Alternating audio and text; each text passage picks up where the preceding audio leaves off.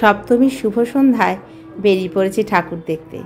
চারদিকে আলোয় আলোকময় হয়ে রয়েছে রাস্তাঘাট, আর তার সাথে অনেক জায়গায় ফাংশনও হচ্ছে।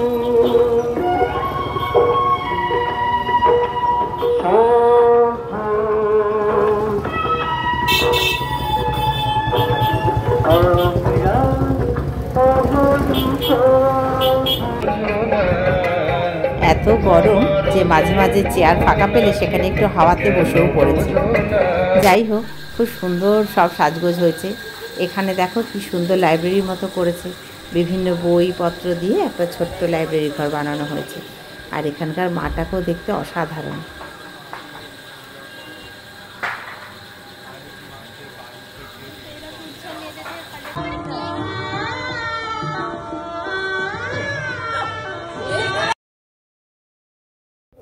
এক একটা মণ্ডপে এক এক রকম মা বসে আছে, প্রত্যেকটা রূপ যেন সৌন্দর্যে পরিপূর্ণ।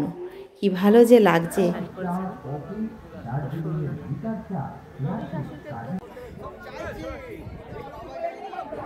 আজকে অষ্টমীর সকাল, চলে এসেছি অঞ্জলি দিতে।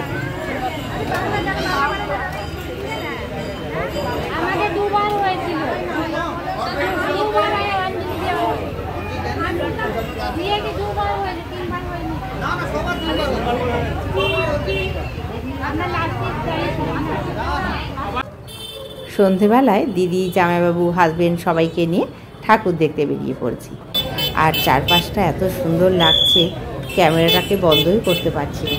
সবাইকে যেন মনে হচ্ছে ক্যামেরা বন্দি করে নিই। কি সুন্দর সবাই সেজেছে, এক এক রকম শাড়ি, তার সঙ্গে সেট, আর এত ভালো লাগছে যে কি বলবো।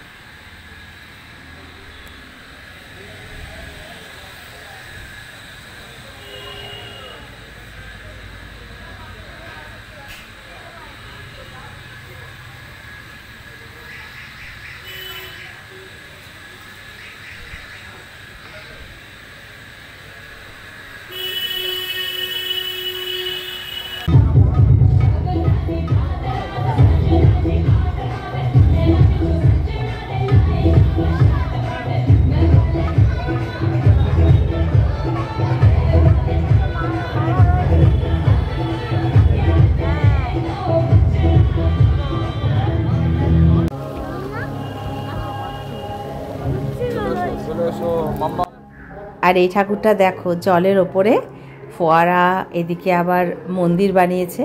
এটা কিন্তু স্বর্ণ মন্দির বানানো হয়েছে। তার সাথে এই যে আরতি করছেন, অদ্ভুত একটা দৃশ্য। কি সুন্দর যে লাগছে, জলের উপরে আলোগুলো পড়েছে। শুভ অষ্টমীর শুভেচ্ছা জানিয়ে শেষ করলাম আজকের ভিডিও। দেখা হবে আবার পরের ভিডিওতে। তোমরা সবাই খুব ভালো থেকো আর আনন্দ করে পুজোটা কাটাও। শুভরাত্রি।